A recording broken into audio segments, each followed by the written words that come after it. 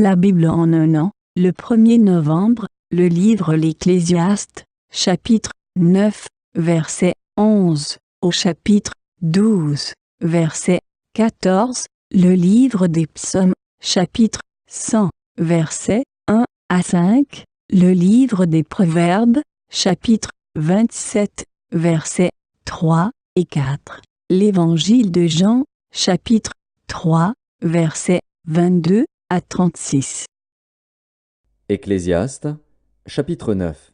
J'ai encore vu sous le soleil que la course n'est point aux agiles, ni la guerre aux vaillants, ni le pain aux sages, ni la richesse aux intelligents, ni la faveur aux savants. Car tout dépend pour eux du temps et des circonstances. L'homme ne connaît pas non plus son heure, pareil aux poissons qui sont pris au filet fatal, et aux oiseaux qui sont pris au piège. Comme eux, les fils de l'homme sont enlacés au temps du malheur, lorsqu'ils tombent sur eux tout à coup.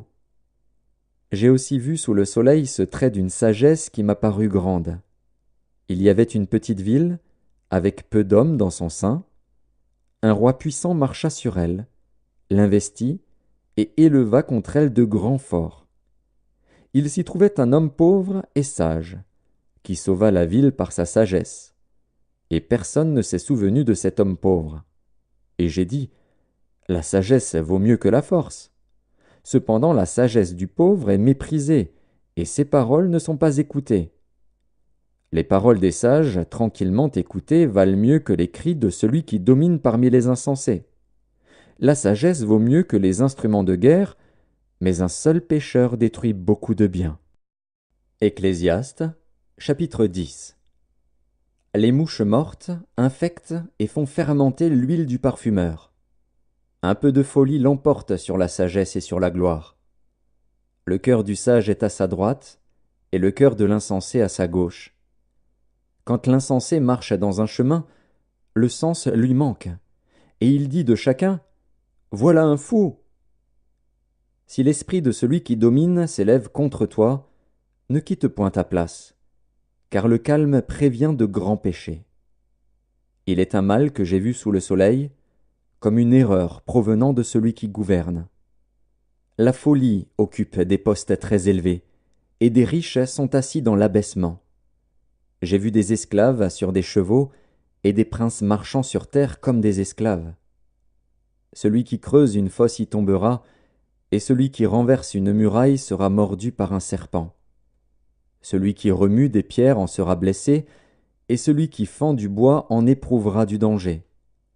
S'il a émoussé le fer, et s'il n'en a pas aiguisé le tranchant, il devra redoubler de force. Mais la sagesse a l'avantage du succès. Si le serpent mord faute d'enchantement, il n'y a point d'avantage pour l'enchanteur. Les paroles de la bouche du sage sont pleines de grâce, mais les lèvres de l'insensé causent sa perte. Le commencement des paroles de sa bouche est folie, et la fin de son discours est une méchante folie. L'insensé multiplie les paroles. L'homme ne sait point ce qui arrivera, et qui lui dira ce qui sera après lui? Le travail de l'insensé le fatigue, parce qu'il ne sait pas aller à la ville. Malheur à toi, pays dont le roi est un enfant, et dont les princes mangent dès le matin. Heureux, toi, pays dont le roi est de race illustre, et dont les princes mangent au temps convenable, pour soutenir leur force, et non pour se livrer à la boisson. Quand les mains sont paresseuses, la charpente s'affaisse, et quand les mains sont lâches, la maison a des gouttières. On fait des repas pour se divertir, le vin rend la vie joyeuse, et l'argent répond à tout. Ne maudis pas le roi, même dans ta pensée, et ne maudis pas le riche dans la chambre où tu couches, car l'oiseau du ciel emporterait ta voix, l'animal ailé publierait tes paroles. Ecclésiaste, chapitre 11. Jette ton pain sur la face des eaux, car avec le temps tu le retrouveras. Donne-en une part à 7, et même à 8, car tu ne sais pas quel malheur peut t'arriver sur la terre.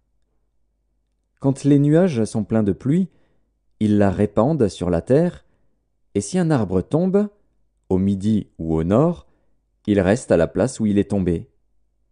Celui qui observe le vent ne sèmera point, et celui qui regarde les nuages ne moissonnera point. Comme tu ne sais pas quel est le chemin du vent, ni comment se forment les eaux dans le ventre de la femme enceinte, tu ne connais pas non plus l'œuvre de Dieu qui fait tout.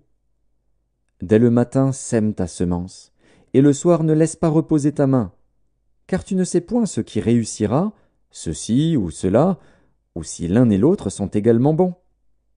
La lumière est douce, et il est agréable aux yeux de voir le soleil. Si donc un homme vit beaucoup d'années, qu'il se réjouisse pendant toutes ces années, et qu'il pense aux jours de ténèbres qui seront nombreux. Tout ce qui arrivera est vanité. Ecclésiaste, chapitre 12. Jeune homme, réjouis-toi dans ta jeunesse. Livre ton cœur à la joie pendant les jours de ta jeunesse. Marche dans les voies de ton cœur et selon les regards de tes yeux. Mais sache que pour tout cela, Dieu t'appellera en jugement. Bannis de ton cœur le chagrin, et éloigne le mal de ton corps, car la jeunesse et l'aurore sont vanité. Mais souviens-toi de ton Créateur pendant les jours de ta jeunesse, avant que les jours mauvais arrivent et que les années s'approchent où tu diras « Je n'y prends point de plaisir ». Avant que s'obscurcissent le soleil et la lumière, la lune et les étoiles, et que les nuages reviennent après la pluie, temps où les gardiens de la maison tremblent, où les hommes forts se courbent, où celles qui moulent s'arrêtent parce qu'elles sont diminuées, où ceux qui regardent par les fenêtres sont obscurcis, où les deux battants de la porte se ferment sur la rue quand s'abaisse le bruit de la meule, où l'on se lève au chant de l'oiseau, où s'affaiblissent toutes les filles du champ, où l'on redoute ce qui est élevé, où l'on a des terreurs en chemin, où l'amandier fleurit, où la sauterelle devient pesante, et où la capre n'a plus d'effet, car l'homme s'en va vers sa demeure éternelle, et les pleureurs parcourent les rues. Avant que le cordon d'argent se détache, que le vase d'or se brise, que le seau se rompe sur la source, et que la roue se casse sur la citerne.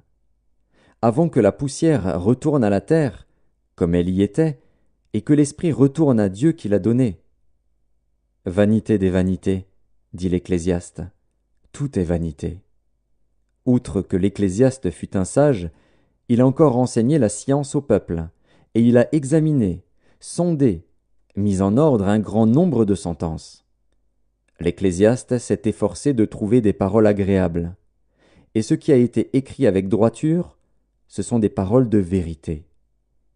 Les paroles des sages sont comme des aiguillons, et, rassemblées en un recueil, elles sont comme des clous plantés, donnés par un seul maître. Du reste, mon fils, tire instruction de ces choses. On ne finirait pas, si l'on voulait faire un grand nombre de livres, et beaucoup d'études est une fatigue pour le corps. Écoutons la fin du discours. Crains Dieu et observe ses commandements. C'est là ce que doit faire tout homme.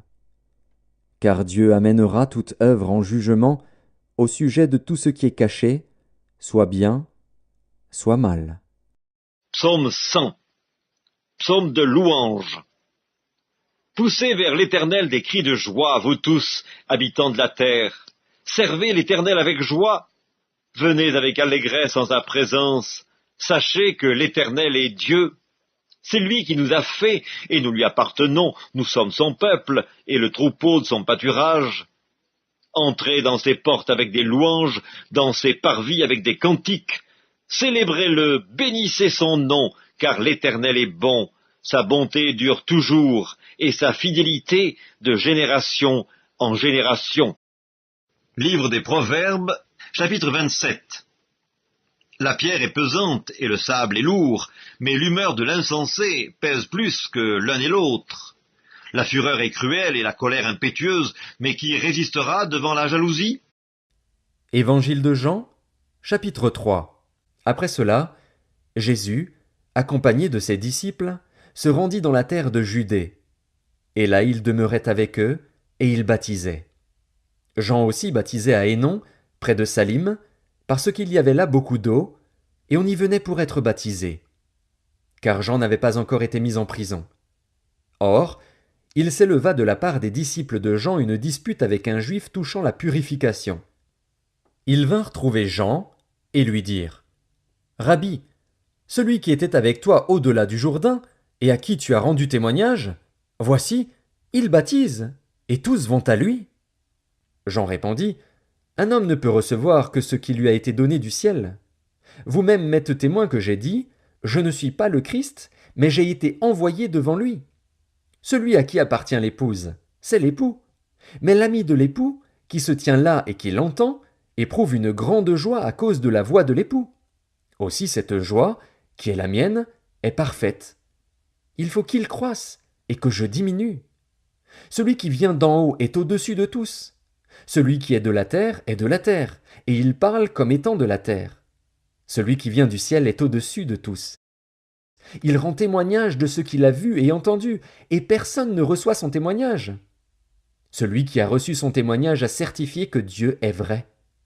Car celui que Dieu a envoyé dit les paroles de Dieu, parce que Dieu ne lui donne pas l'esprit avec mesure.